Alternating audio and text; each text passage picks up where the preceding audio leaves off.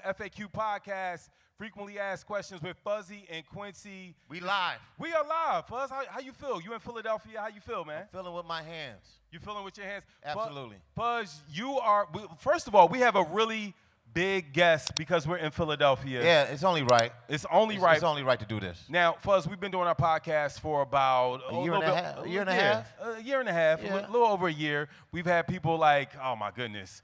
Neo, Timberland, shit. Young Guru. Dr. Dre showed up on FaceTime. Yes. Nothing. Yeah, just a few heads. Just a few heads. We've had a lot of people on the podcast, and this is our first live podcast here at the Roots Picnic. We're so excited to be here. Fuzz, I'm from Philadelphia, Germantown section to be exact. You're from L.A. Germantown. Germantown. You're from L.A. North Philly. No, it's Northwest Philly. Northwest. Northwest. Yeah. Sorry. You can't, you say that, people start getting mad. I got you. But you from Compton. Definitely from Compton. You from Compton. Yeah. Me and Fuzz, we started doing radio back in LA about 2007. Yeah. Well, we've been doing it before that. We connected doing radio in LA 2007. Stayed connected, stayed building. That's when the Lakers beat the Sixers. Yeah, well, that was 2001. Okay, cool. That's when we connected. All but listen, are we ready? We got them? Listen, guys. This is a big deal. Because we're in Philadelphia, we had to bring Philadelphia's son, Philadelphia Freeway. Let's give it up for Freeway, y'all. Freeway. We got Freeway right here. Holla at your boy. On the FAQ podcast. Holla at your boy. What up, Free? What's up, young man? You looking good? What's up, boy? How you doing, man? Yo, listen, he got the Unions on. Yeah. So, listen, exclusive. Union LA. Union LA. I just want to be very clear. Okay. Freeway. Anytime there's some Philly LA shit, I gotta pick out my LA shit. Yeah. You on your LA swag right now. That's all I want to say. I'm traveled, so Yeah. That's a diamond, brother. That's a diamond. Yeah, right I see you. You looking good. You looking good. Free. It's so much to talk. I try. Yeah, Free. It's so much to talk to you about, man. First, congratulations because you have a new movie out with Adam Sandler, bro. Oh yeah, it's coming out. I think it dropped on the 7th or the 8th. Yeah, bro, talk that's a about big it. deal. Yeah, you got a lot going on. I mean, that was really dope. Throughout my career, that's something that they instilled in us in the beginning at Rockefeller. We was into fashion. It was music. It was movies and films. I was in state property too. So, naturally, it's something that I want to do. So I was blessed enough to get a part in the Adam Sandler movie Hustle that's coming up. I was just in Bel Air. I did see you as the coach. I was the coach in Bel Air. And Talk about it. It's only right that I was the coach because I coached the rap game anyway. So, it was only right that I did that. I just was in True to the Game 3, and I feel like the two things go hand in hand, music and movies. So, I'm But it comes blessed. to you naturally. Yeah, it's definitely natural, yeah. Yeah, no, Free. Dude, I think I'm not taking nothing away from, artists that came out around your time, but I think we're about to come up on the 20th anniversary next year on your debut album, Philadelphia Freeway. Yes, sir. Free. Slappers on there. Bro. We had Bink, Kanye, Just Blaze, some of the producers on there, right? Yeah, man. Listen, man. A day back then at Rockefeller at Baseline, you liable to see Bink, you liable to see Just Blaze, you liable to see Kanye, you liable to have the Dipset in one room, Jay in another room, Bleak in another room. It was legendary times, and it was good for me because that high level of competition within the squad was crazy, still sharp and still, Yeah. No, Free really comes with albums, full, complete albums. Dude, that first album, can you believe it's 20 years ago, bro? You coming up on 20. It's a blessing. And last night we was in Rhode Island, and I still perform some of the records from the album, and they go crazy like it just dropped yesterday, man. It's a blessing. Yeah. That's dope. No. I'm only speaking from the LA side of it because we played those records on radio so much. You had 5, 6 singles easy off that project. Yeah, and it was dope, man, to be embraced in LA. I remember the first time, I performed in LA, first time I went out there, we was with Jay, and it was dope. Just to be able to see the movies and we all grew up off of Boys in the Hood, Menace to Society, and then just to be able to be out there, be around the culture, and be embraced by the people is a blessing, man. Yep, real dope. Freeway, you come from the freestyle, battle, rap cloth, right? Most definitely. How do you feel now that the kids don't embrace that? Well, they actually do embrace it. Like, shout out to URL, shout out to Smack. I'm about to give y'all some legendary news. Like, Talk about me and Cassidy, you remember we had the battle 20 years ago? Yeah. Well, we doing it again. No. This year, and What? we doing it in Philadelphia, you know? What? So that's real dope for me, and I feel great. I feel amazing about it, Besides just making dope records, being able to jump back in the battle arena and do my thing, it's truly a blessing. When we gonna get this Cassidy Freeway battle? Oh, it's coming. It's coming this year. Really? Real soon, yep. Man, That's like legendary. Yeah, shout out to URL, shout out to Smack, shout out to Caffeine, shout out to Drake, because Drake has something to do with it too. It's gonna be dope, man. It's gonna be dope for the culture. And we trying to make the card a Philly card, like Philly versus everybody else. I know we trying to get Reed Dollars on the card, Wow. we trying to get K Walker on the card. We trying to get Easy the Block Captain. And shout out to Easy the Block Captain. He just dropped a project, and I'm on this project. We shot a visual for it. It's real dope, and it's for the city, man. We turning up for the city one time. nice. Have you and Cassidy talked? Or it's just like, okay, no, I see Yeah, you. we talk. Yeah. Yeah, it's definitely a mutual respect, amongst both of us, because just the fact that 20 years later we're still relevant, we're still able to put out music, and we're still able to draw a crowd for our battle is a blessing, But, when that night comes, it's time to handle business. Yeah, no, that's dope. Like, You going for blood. I feel I get the Yeah. energy. No, Respectfully. Fuzz, I gotta tell you Respectfully. this. I'm a big Freeway fan, but I remember being in LA and he dropped this project, and I had to call him because this is probably like one of my favorite projects, and I was so pissed that it didn't get like it should have been way huger than it was, right? He dropped this joint called Stimulus Package with Jake One. Bro, could you talk about, if y'all have never heard this album, I urge everybody to check out this Freeway album. Like, dog, talk about that album, talk about your connection with Jake One. What's crazy about that is it's a lot of things coming full circle, because me and Jake One are actually working on the Stem Pack Part 2. Oh, come on, man. We got like 20 records already, and Wow. it's crazy. It's amazing, man. But at that point in my career, when we dropped Stimulus Package, it was a real pivotal moment for me. Like, when the whole breakup happened with Rockefeller, it took me a couple months to like really get myself back together. Because like, imagine being on top of the world and then it's over.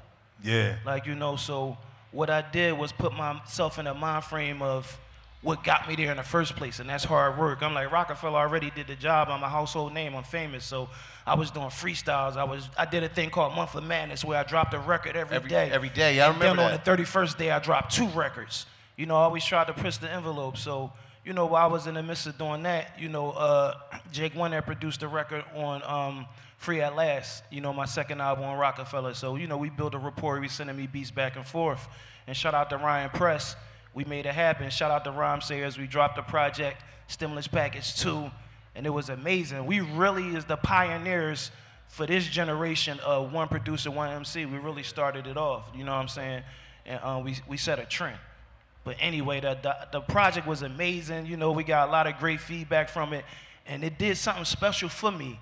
It took me around the world. This is the first time I toured without Jay-Z, and I was around the world. We was in Czech Republic, we was in Oslo, Norway, we was in Switzerland, and it was big crowds, 20, 30,000, festivals, and I'm rocking it by myself. And, it really, taught me that I could do it. Without the big backing and everything, man. And that was definitely a pivotal moment for me in my career. Talking about that time when you separated from Rock Nation, then you and Beans started doing the collab projects. How did you feel about, you guys teaming up and that's your brother? Yeah, Beans, that's my, one thing about me and Beanie Sigel relationship, that's my brother. That's my brother in Islam first and foremost. But that's my brother. We love each other. Me and, everybody in State Property, have great relationships. We love each other beyond the music. We never did another record.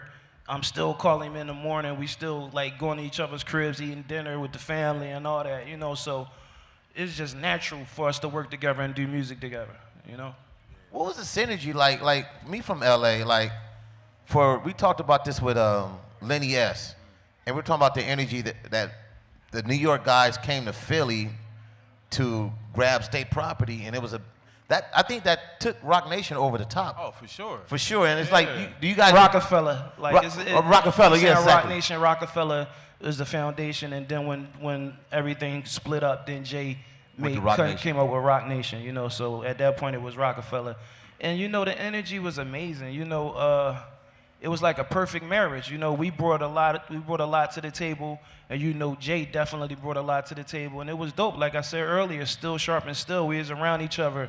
You know, just being able to, you know, get the input of one of the greatest of all time while I'm in the studio recording is a blessing, you know?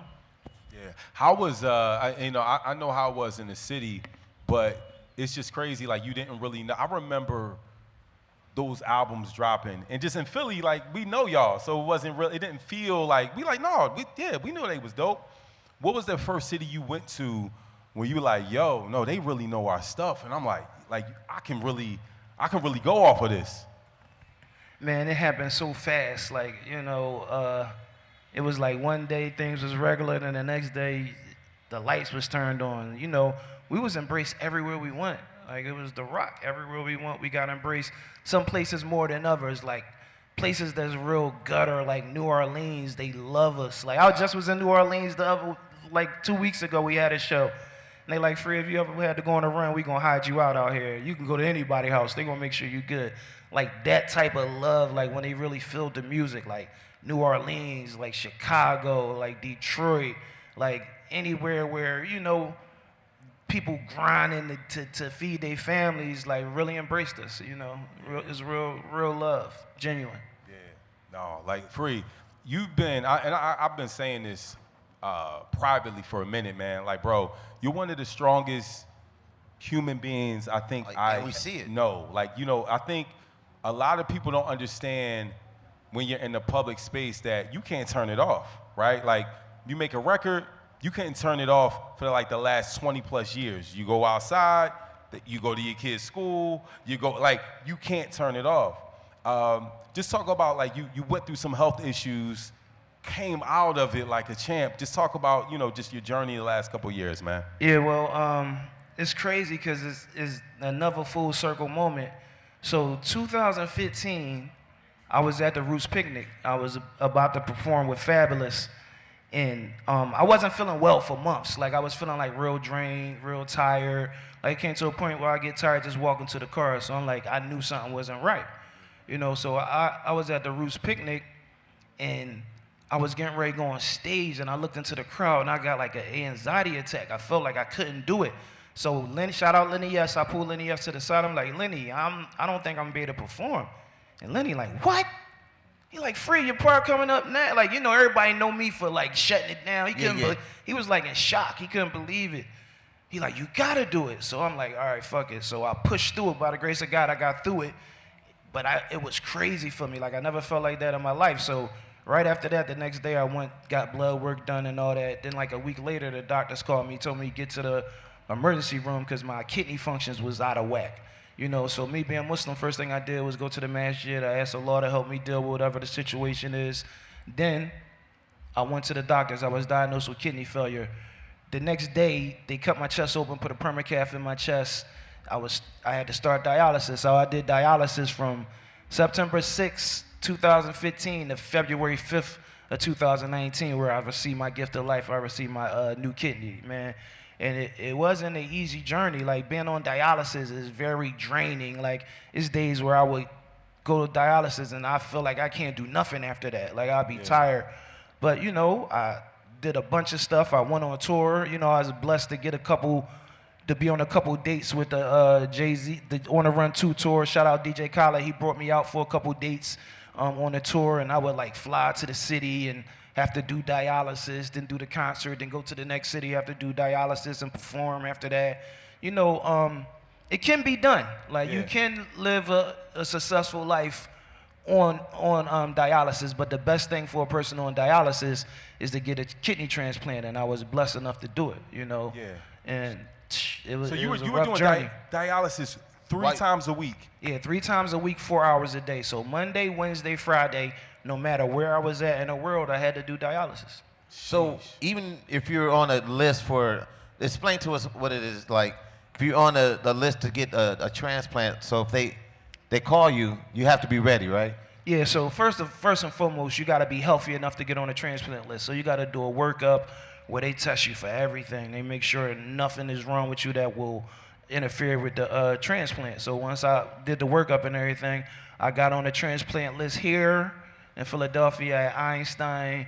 Then I got on the transplant list in Baltimore, Johns Hopkins. So the best thing for a person to do is to get on multiple lists. Sometimes it's not good to get on different lists in the same city, because like I was on the list at Einstein, but if I would have been on the list at Penn, they pull from the same kidney pool, so it wouldn't be a difference. Like I would still be in line in the same place, but if you go like somewhere far out, then you got a better chance, you know. So shout out to the good people at Johns Hopkins. I signed up for a special procedure where they gave me, first and foremost, you'll be on the list to get a transplant for years. There's people that be on the list 10, 15 years. There's people that die waiting to get a kidney on the list. So I opted to do a special procedure where they gave me a kidney. It was a new procedure that they just started, but they done thousands of them and they were successful. It was so new that my insurance didn't even cover it, you know, so all the costs and everything, you know, insurance didn't take care of it. So I opted to do that procedure. So they gave me a kidney with hepatitis C, and then they cured the hepatitis C. So before a person with hepatitis C walks around with millions of units of hepatitis C in their blood. So before I did the actual transplant, they gave me the first dose of the medicine. It's a medicine it's called Maverick, and you take it for 8 weeks, 1 pill a day. You know, so I took the first dose before I got the transplant. Once I got the transplant, when they test me for hepatitis C, I had hepatitis C, but I only had like 16 units of hepatitis C in my blood versus millions, thousands to millions of units that people walk around with. So probably by the 3rd or 4th week, it was gone. I didn't have any hepatitis C. I had a new kidney. It was a blessing. You know, I'm moving towards, you know, being better, you know. So that was something that was real good for me, because without that, I might still be on a transplant list waiting. You know what I'm saying? Really? Yeah. Did you reach out to the family? Did you find out what kidney was family? See, how it works is, shout out to the gift of life. And I didn't really understand it at that point. Like in the beginning, you know, the people whose son that I got the kidney from, they wrote me a letter like, yeah, we think about you all the time, and, you know, our son, you know, they don't know who I am and I don't know who they are, but we have communicated, you know. And the crazy thing about that is I'm about to skip a little further into the conversation, but it's a valid point. So shout out to the gift of life. When my son passed away, he was a donor, you know, since I've been through everything and I knew what was going on. He actually saved 4 lives when he passed away, you know. And being on the other side of it, it was like, you know, like when they came to me when my son was in the hospital and they asked me to do it, I was like, of course, like, you know what I'm saying? Because I was on the other side of it and I know how it felt to like be waiting take your time for an organ, like, and it was like a real. Take your time. Cause like naturally, like if somebody come to you while cause they gotta do it fast. Yeah. Like they come to you while you're, like my son just died, like they just pronounced him dead, and people in my face like, listen, we know it's a crazy time, but right now if you do this, your son you can save 4 or 5 lives. Wow. Like a normal person that hasn't been through what I've been through, gonna be like, man, if you don't get the fuck out of here, like my son, like, you know what I'm saying? Yeah. And since I've been through it at that moment, I knew how special and how important it was. So, you know, me and my family chose to let it happen. And like I told you, my son saved 4 lives, and it's a blessing, you know. Wow. And I'm an advocate for gift of life, you know, because I've been through it and I know how it feels to wake up every day. Praying. Yeah, man. no, I get it. Yeah, that's what I'm We get saying, it. Free. Like you've been through a lot. You've been through so much, and I don't think people really understand. They say, oh, you know, Free, he's waiting for a kidney. I hope he's okay. Right? And you just don't know the day-to-day that you're going through. Yeah, like, man, it's I've, rough. I've had man. conversations, like, you know, with your peoples. It's rough. Like, I was like, well, I go to dialysis. I was going to dialysis Monday, Wednesday, and Friday. Yeah. So it was a time where I had to do a show, so I couldn't go that Wednesday. But I had to go that Thursday. So like if you miss a day and you go like, I never missed the treatment.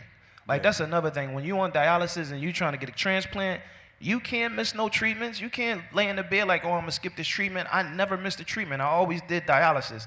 There's a couple times where I had to do it a day late or a day early because of my schedule, but I never missed a treatment. Yeah. So this one time, I was supposed to be there Wednesday, I went Thursday. So it's not my day. So when you in like the first time I walked in the dialysis unit, I'm sitting in there like I'm looking around like, yo, this is really my life now. Yeah. Like, it was crazy. And then like, once I took the time to process it, I just adapted to it like everything else. Yeah. And the people at my time at my unit was like family to me. Yeah. Like Spent a lot of time with him. Yeah, free. No, bro. Like I you know. Like we would see each other every day. Yeah. Like we develop Yeah. relationships with each other, just like anything else. Like when you Yeah. go to school, Yep. like you develop relationships with people. So luckily, when I went there this Thursday, it wasn't my day.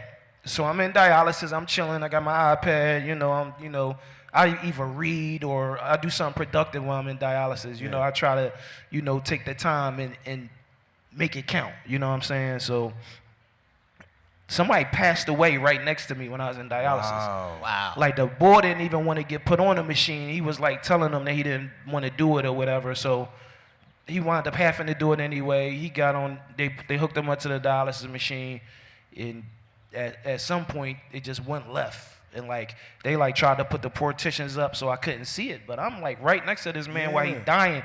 He start turning green. Like, and I'm like, damn, that can happen to me. Like, you know what I'm saying? Real talk. It was like a surreal moment for me. But it's like, God showed me that, but it would have been crazy if it would have been the person that's sitting next to me every day, like that I done developed this relationship with. You know what I'm saying? So I got to experience it, but it didn't affect me too much because it wasn't somebody that I developed a relationship with, so. But yeah, it's rough. Like being on dialysis is rough, man. It's not easy at all. It was like a complete adjustment. Like, and by the grace of God, I was still able to urinate too when I was, when I was on dialysis. A lot of people can't even go to the bathroom when you're on dialysis. So I was just talking to my man that's still on dialysis the other day, and we were talking about it because he can't go to the bathroom. And he like, yeah, Free, it get rough in the summer because when you go to dialysis, they drain the fluids and they clean your blood. So when they got to take all the fluid that you put on if you can't go to the bathroom. Right. Yeah. So if you can't go to the bathroom and you put like 6 liters of fluid on, they got to drain it all off, Yeah. So in the summertime, like being on dialysis, you're only supposed to drink like 32 ounces of water a day. But in the summertime, of course, you got to drink more than that. You'd be hot, especially if you got a job, you're going to work and you're doing all these things. So it could get crazy, man. Like it's not easy, So first and foremost is prevention, like doing everything that we can do to not get to that point, which comes with like making the right choices, putting the right foods in your bodies, working out, keeping up with your routine physical, making sure you get your blood work done at least once a year, because your blood work is the only thing that can tell you what's really going on in your body. Like, person to go to like, what's some Jones called? The Like a clinic? Or like the quick Jones. Urgent care. Yeah, like Urgent people care. go to urgent care and like, they tell them they cool. Nah, you gotta go get that blood work done. Yeah. Cause them people don't know everything and they trying to get you in and out. The only thing that can really tell you what's going on with your body is your blood work. So it's important to get your blood work done at least once a year, man, and watch what you put in your body and know the risk factors. Right. Being African American is just a risk factor. African Americans, soon as we're born, we got a risk factor for kidney failure. So we gotta be aware of that. Hypertension, high blood pressure is a risk factor for kidney failure. Having diabetes is a risk factor for kidney failure. I had high blood pressure and diabetes, but I didn't know I had a risk factor for kidney failure. God. You know what I'm saying? So knowing these things, if I knew those things, I would have tried my best to make better choices. Right. You know what I'm saying? That's why instead of keeping what I was going through to myself, I decided to stand in front of it and share my story with people because I didn't know. You're a testimony. You know what I'm saying? And like in the words of the great G.I. Joe, knowing is half the battle. You know what I'm saying? So that's important to me. And so you started a foundation. Yeah, I started a foundation, Freedom Thinkers Inc., and then we have Freedom Thinkers Academy, which is music, health, education, and culture. It's everything that I'm involved with. It's everything that I got going on. On the educational side, we got some STEM workforce development programs for people, that might be getting out of school, but they don't know what they want to do. They can't figure it out. Right now, we partner with OIC, and we have a program going through the summer where we're giving people a chance to get a certification in phlebotomy, and we're giving them a chance to get their GED. Nice. And they're getting paid while they're doing it. Now you talked about gift of life, and I know you were going through it, and you're going through this, you're still being public, you're talking about it as you're going through it, and talk about when you found out that you were going to get a new kidney. Like, talk about that process. It's crazy, man, because. And I'm like, some of this stuff be sounding like a lie the way that it be happening, but it just be crazy. So when I was at a Meek Mill rally, like when they was trying to free Meek, when he was going through what he was going through, they had reached out to me like, yo, Free, we need you to come speak. So I'm down there, like the car service came to pick me up. I'm sitting and I actually got it on film too, because my cameraman was with me. So I'm sitting in the car and I get a call. And they like, yo, we got a kidney for you. And this was here. It was in Philadelphia at Einstein. So this is the first time I ever get a call about a kidney. Sometimes they'll call you and it goes through, sometimes it doesn't. So they call me and I'm like completely emotional, like wow, like, you know what I'm saying? So they like, all right, just go to dialysis like you're supposed to tomorrow, and like if it works out, we're gonna bring you in and you're gonna get the transplant. So it didn't wind up working out. Like the kidney wound up going bad or something while they was transporting it. Wow. But just the fact that I got a call was hope. Was like hope. Like that joint had me like, yo, like it's really going to happen. Like, you know what I'm saying? But once, shout out to Mark and Sherm Byers. Shout out, like, especially Sherm, man. My man Sherm was like by my side the whole time I was going through this. And I just found out that he was having his own health issues while he was aiding me at going through, like, and he was like driving me back and forth, like he had little back issues and never once complained, like, you know what I'm saying? And I mean, I keep him in my duos all the time, and he's just a blessing to me. And like they were there for me the whole time. Shout out my man Ty Reed, because we actually got a documentary that we're shooting too. We're actually filming. Somebody from the documentary is here filming right now. Yeah, we'll sign off on it. Don't worry about it. We good. Yeah, shout out to Ty Reed. So he came to Philadelphia to interview me for I think it was CNN about the crack epidemic in Philadelphia. Yeah. So they interviewed me about it. You know, I gave him my perspective on it, and we developed a relationship. He was the producer for Al Jazeera America Tonight show too. So he like, yo, Free, like his father, while he was editing, like this is probably like a few years later, but while he was editing the version that we had of the documentary at the time, his father passed away from kidney issues and everything. So it was something that was close, near and near to him from the beginning. So when I was diagnosed with kidney failure, he was like, yo, we're going to come shoot you and document everything that's going on. And that's what we did. So he developed a relationship with a doctor named Dory Sagif. He's like the Jay-Z of the transplant world. Like, you know what I mean? So I get introduced to him. He loved music. He's a, huge hip hop fan and everything. We developed a relationship. So he's the one that told me about the program at Johns Hopkins. He like, listen, we trying to get you. Like when I met him from the gate, like he was like, my mission is to get you transplanted. Wow. He's like, oh, this is cool we doing now, but I'm going to make sure you get a transplant. And you believe him. And I hear him. Yeah, like, you know what I'm saying? But I'm in the middle with it. Like, you know what I mean? I'm like, alhamdulillah, if it happened, cool. Yeah. But I wasn't like putting all my eggs in that basket. Right. So when he came to me with we got a situation for you, I'm like, wow. So it happened as fast as I signed off on it. And like 2 weeks later, they called me. It was like a Sunday. They're like, all right, we got the kidney for you. go to dialysis Monday like you normally do, and then drive to Baltimore. So I went to dialysis, and I got that documented too. I'm in there like, yo, this might be my last day in this joint, y'all. Like, you know what I'm saying? So I went to Johns Hopkins. Like the next morning, I went down for the transplant. I got the transplant, and and the rest is history, a blessing. And imagine if I would have. Y'all can clap for that. I'm just saying. Yeah, that's a blessing, Like, man. That's a testimony. This dude. Imagine if I would have been trying to hide and trying to keep it to myself. Oh, your pride, your ego. My pride. I never would have been in that situation. I'll probably still be on the transplant list. Yeah, free. And y'all seen me. I was like 150 on my way to 140. Yeah. Like, it was really kicking my butt. Like, you know what I'm saying? So I had no idea. Yeah, I didn't know it was that bad. it's a Dude. blessing, man. Free, I want to talk about it, but you've been a warrior, man. I don't want to talk about it too much, but you lost your son and your daughter almost like a year apart. A year apart, the same month, Bro. days apart. It's so crazy. We did my daughter janaza on Tuesday, so I'm burying my daughter Tuesday. I go visit my son while we there naturally. Then I'm right back Thursday because that's the day we buried my son. Like, that crazy. This around the same time a day and everything. It's crazy. Like, it's still like the things that I go through will drive a normal person crazy. Thank God for Islam and religion and me having an understanding of what's going on, because it's crazy. It's like unbelievable. Like, it's just, I can't even get into how deep it is. Like, but yeah, man. It keeps you grounded.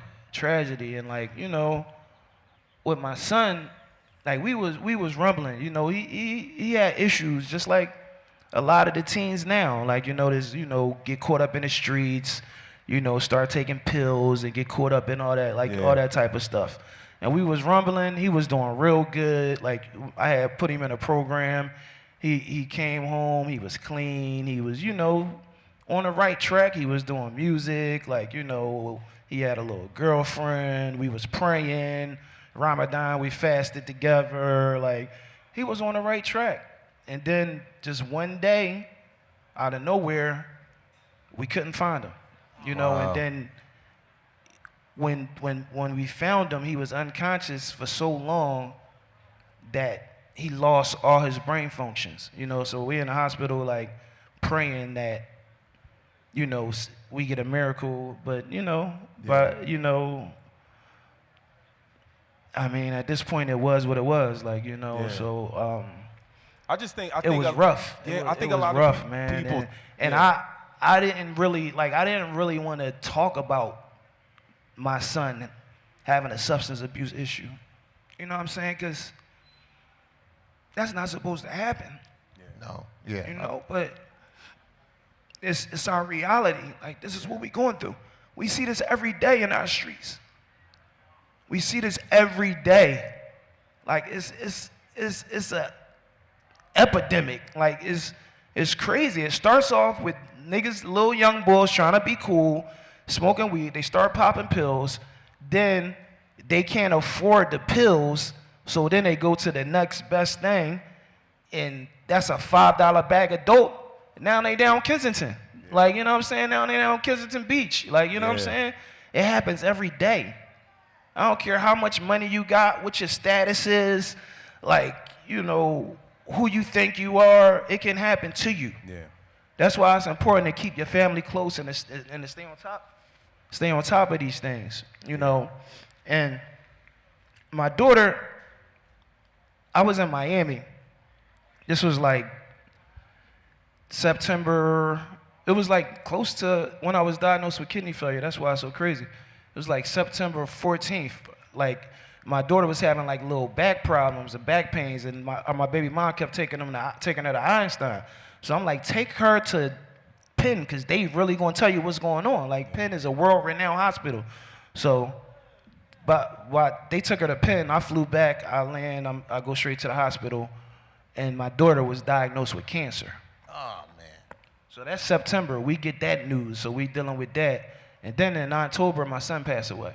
And the crazy thing is, when my son passed away, my daughter was like such a huge support system for me. Like I would be just like in the studio or just be like going through my day and she'll shoot me a text like, Dad, you're just such an amazing father. We blessed to have you. We love you. I loved you. You know, and just people don't understand. Just when she passed away, I lost a lot. Just that support system, both of them, just that constant love that I was getting every day. I don't get it anymore.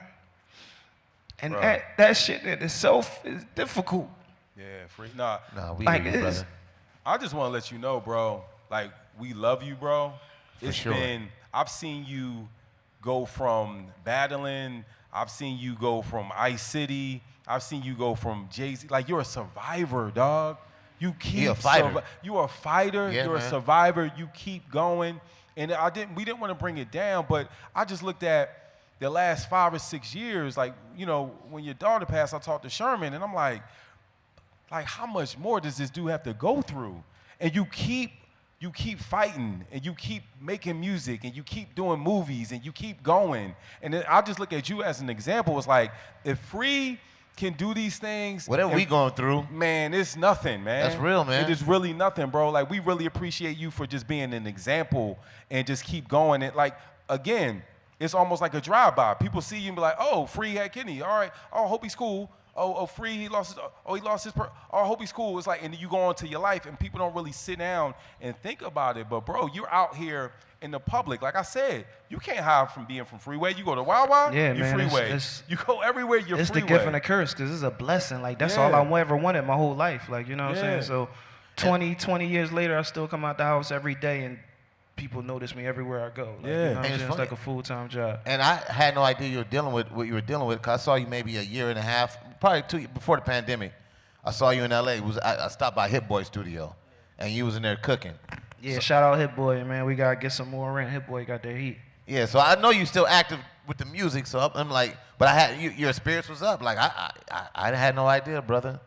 You know, people tell me all the time. And the crazy thing is, like, I used to tell my daughter this because, like, my daughter has stage 4 cancer. When she was diagnosed, it was stage 4. She had a smile on her face every day. Like, y'all watching them videos, and y'all, like, I remember it's a video when I just picked her up from rehabilitation.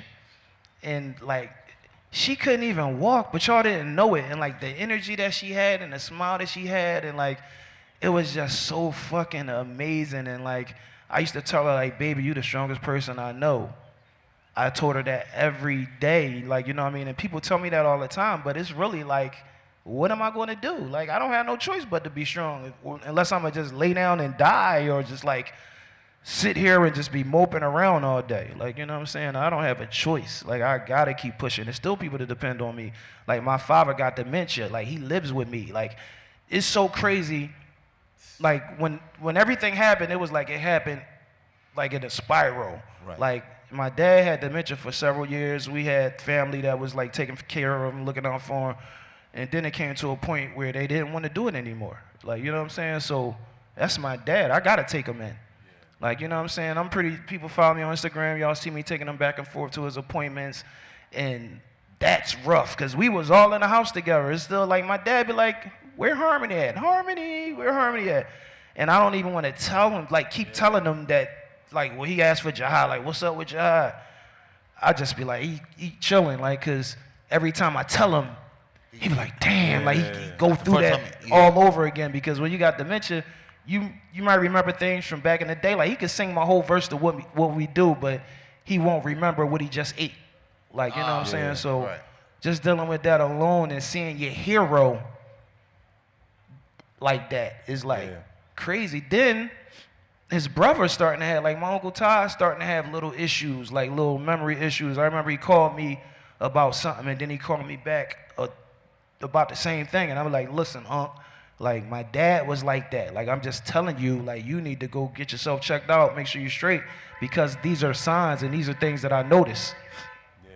Free, You know, man. and, you know, just dealing with that, like, all that stuff is then I'm thinking, like, sometimes I be forgetting little stuff. I'm like, damn, am I going to be like, you know what I'm saying? Oh, man. Yeah. It's crazy, like, you know what I'm saying? But like I said, I don't got a choice. I got people that's dependent on me. I got people that's relying on me, and I got to keep pushing. Listen, I just want y'all, we wrapping up. I want y'all to know this. When you support Freeway, you support somebody that has put his life on the line. Stand tall. Stand tall to make sure that y'all don't have to go through the same things that he's gone through. He's put his life out there. He's put his music out there. He's put his, he's put his family out there just so that you'll be aware. Because you could have literally, not had to share any of this stuff, and you have, man. Listen, we got nothing but love for you, Free. We thank you for being here. Thank you, brother. Y'all give it up for Freeway, y'all. Yeah, man. Love you, bro. It's the FAQ podcast, frequently asked questions with Fuzzy and Quincy. One more time for Freeway, y'all. Give it up for Freeway. I'll let your boy. Listen, man, we will see y'all next time. Our first annual Roots Pick. This is our first. This is our first This annual. is our first. Free, thank It's you. like my 18th. Yeah. You know what I mean? You know what I mean? They should Roots free. Oh, and another thing, shout out to the Roots Picnic, because I got my own day in Philly. June 1st is officially Philadelphia Freeway Day. Oh. So 100 years from now, when, we all not here anymore, it's still going to be Philadelphia Freeway Day. And it's a blessing to have that. And it happened in 2019 at the Roots Picnic. So I'm always have a special place for the Roots Picnic in my heart. Yes, man. We got nothing but love for you, bro. Thank you, guys. Freeway FAQ podcast. We'll see y'all next time.